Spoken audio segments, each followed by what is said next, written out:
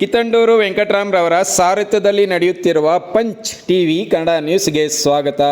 ವಾಲ್ಮೀಕಿ ನಿಗಮದ ಹಗರಣಕ್ಕೆ ಸಂಬಂಧಿಸಿದಂತೆ ಸಚಿವ ನಾಗೇಂದ್ರರವರನ್ನು ಸಚಿವ ಸಂಪುಟದಿಂದ ವಜಾಗೊಳಿಸುವಂತೆ ಒತ್ತಾಯಿಸಿ ಬಿಜೆಪಿ ಜಿಲ್ಲಾಧ್ಯಕ್ಷ ಓಂ ಶಕ್ತಿ ಚಲಪತಿ ನೇತೃತ್ವದಲ್ಲಿ ಡಿಸಿ ಕಚೇರಿ ಮುಂದೆ ದಿನಕ್ಕೊಂದು ತಾಲೂಕಿನ ಮುಳಬಾಗಿಲು ತಾಲೂಕು ಬಿಜೆಪಿ ಕಾರ್ಯಕರ್ತರಿಂದ ಪ್ರತಿಭಟನಾ ಕಾರ್ಯಕ್ರಮವನ್ನು ಹಮ್ಮಿಕೊಳ್ಳಲಾಗಿತ್ತು. ಇನ್ನು ಈ ದಿನ ಮುಳಬಾಗಿಲು ತಾಲೂಕಿನ ಬಿಜೆಪಿ ಕಾರ್ಯಕರ್ತರು ಸಿದ್ಧ ಮುಳಬಾಗಿಲು ದೋಸೆಯನ್ನು ಮಾಡಿ ಪ್ರತಿಭಟನಾಕಾರರಿಗೆ ಹಂಚುವ ಮೂಲಕ ವಿಭಿನ್ನವಾಗಿ ಪ್ರತಿಭಟನೆಯನ್ನು ನಡೆಸಿದರು. ಇನ್ನು ಈ ಪ್ರತಿಭಟನಾ ಧರಣಿಯಲ್ಲಿ ಬಿಜೆಪಿ ಹಿರಿಯ ಮುಖಂಡರಾದ ವೈ ಸುರೇಂದ್ರಗೌಡ, ಮಾವು ಮಾರಾಟ ಮಂಡಳಿ ಮಾಜಿ ಅಧ್ಯಕ್ಷರಾದ ಎನ್ ಹಳ್ಳಿ ವಾಸುದೇವ್, ಬಿಜೆಪಿ ಹಿರಿಯ ಮುಖಂಡರಾದ ಕಾಪರ್ತಿ ಅಮರ್, ಬಿಜೆಪಿ ಜಿಲ್ಲಾ ಪ್ರಧಾನ ಕಾರ್ಯದರ್ಶಿ ಕೃಷ್ಣಮೂರ್ತಿ, ಮುಳಬಾಗಿಲು ತಾಲೂಕು ಅಧ್ಯಕ್ಷ ಮೈಸೂರು ಸುರೇಶ್ ಬಾಬು, ಅನಿಲ್ ಕುಮಾರ್, ಕೆಯುಡಿಎ ಮಾಜಿ ಅಧ್ಯಕ್ಷರಾದ ವಿಜಯ್ ಕುಮಾರ್, ಸುರೇಶ್ ನಂಗಲಿ, ಸಿಂಡಿಕೇಟ್ ಮಾಜಿ ಸದಸ್ಯ ವೆಂಕಟೇಶ್ ಬಾಬು, ಶ್ರೀನಿವಾಸುಲು, ಪ್ರಕಾಶ್ ಮುಂತಾದವರು ಹಾಜರಿದ್ದರು. Kittandur Venkatram, punch TV news, Kolar.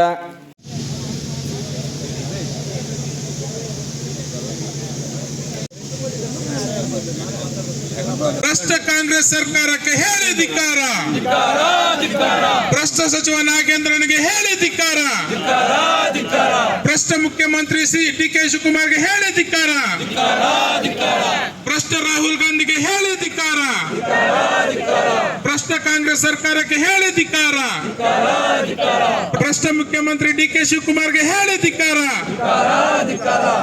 ಭ್ರಷ್ಟರಾದಂತಹ KC. ವೇಣುಗೋಪಾಲ್ಗೆ ಹೇಳಿ ಧಿಕ್ಕಾರ, ಭ್ರಷ್ಟ ಸುರ್ಜೇವಾಲ್ಗೆ ಹೇಳಿ ಧಿಕ್ಕಾರ, ಭ್ರಷ್ಟ ಕಾಂಗ್ರೆಸ್ ಸರ್ಕಾರಕ್ಕೆ ಹೇಳಿ ಧಿಕ್ಕಾರ. 187 ಕೋಟಿ ಆ ಬಡಬಗ್ಗರು ಎಸ್ಟಿ ಜನಾಂಗಕ್ಕೆ ಸೇರ್ಬೇಕಾಗಿರೋ ಹಣವನ್ನ ಸಿಕ್ಕಿದ ಖಾತೆಗಳಿಗೆ 18 ಬೋಗಸ್ ಕಂಪನಿಗಳಿಗೆ ವರ್ಗಾವಣೆ ಮಾಡಿ ಅದರ ಮುಖಾಂತರ ಅವರಿಗೆ ಮತ್ತೆ ಪಾರ್ಟಿಗೆ ಹೈಕಮಾಂಡ್ಗೆ ತಲುಪಿಸೋ ರೀತಿಯಲ್ಲಿ ಏನು ಹಗರಣ ಮಾಡಿ ಅನ್ಯಾಯ ಮಾಡಿದ್ದಾರೆ ಬಡವರಿಗೆ, ಅವ್ರನ್ನ ವಜಾ ಮಾಡಲಾಗಿತ್ತು ಮೊದಲು.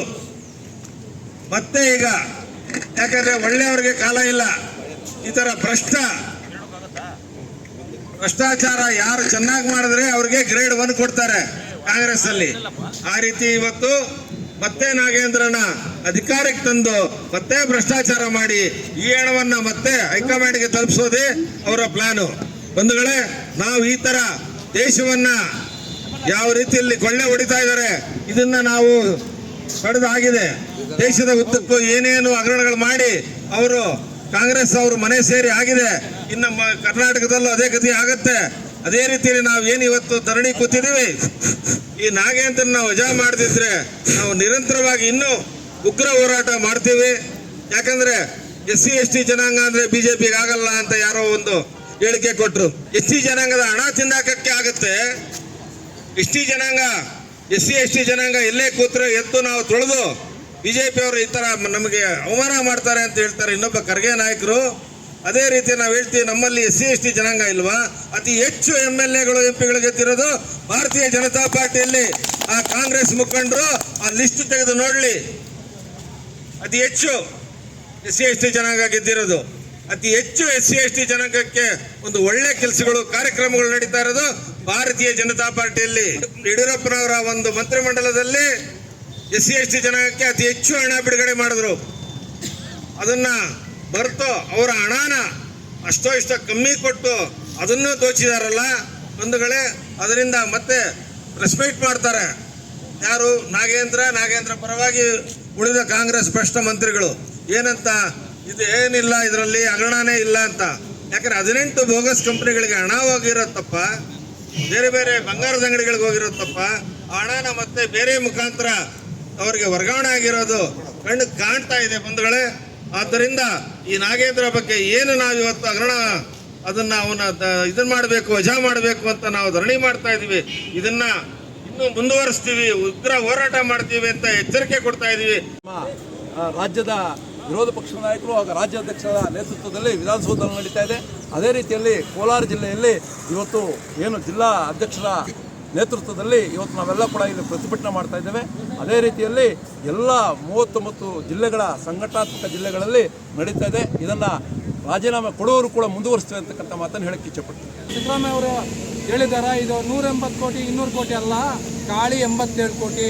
ಇವು ಕಾಂಗ್ರೆಸ್ ಅವ್ರಿಗೆ ಮಾನ ಮರ್ಯಾದೆ ಇದ್ರೆ ಅವು SC STದಲ್ಲಿ ಬೇರೆ ಯಾರು ಇರಲಿಲ್ವಾ ನಿಮಗೆ? ನಮ್ಮ ನಾಗೇಂದ್ರ ಅವರು ಬಿಟ್ಬಿಟ್ರೆ ಬೇರೆ ಯಾರು ಇರಲಿಲ್ವಾ? ಯಾಕೆ ಅವ್ರನ್ನೇ ಮಾಡೋದು? ಯಾಕೆಂದ್ರೆ ಅವರು ಒಪ್ಕೊಂಡಿದ್ದಾರೆ, ನಾನು ನೆಕ್ಸ್ಟ್ ಜೈಲ್ಗೆ ಹೋದ್ರೇನು ಈ ದುರಾಡಳಿತದಲ್ಲಿ ನಾನು ಬಂದ್ರೆ ನಾನು ಮತ್ತೆ ಮಿನಿಸ್ಟರ್ ಮಾಡಬೇಕು ಅಂದ್ಬಿಟ್ಟು ಇದು ಮಾಡಿದ್ದಾರೆ. ದಯವಿಟ್ಟು ನಾವು ನೆಕ್ಸ್ಟು ನಮ್ಮ ಮುಳಬಾಗಲದಿಂದ ಮತ್ತು ನಮ್ಮ ಕೋಲಾರ ಜಿಲ್ಲೆಯಿಂದ ಬೃಹತ್ ನಾವು ಧರಣಿ ಮಾಡ್ತೀವಿ.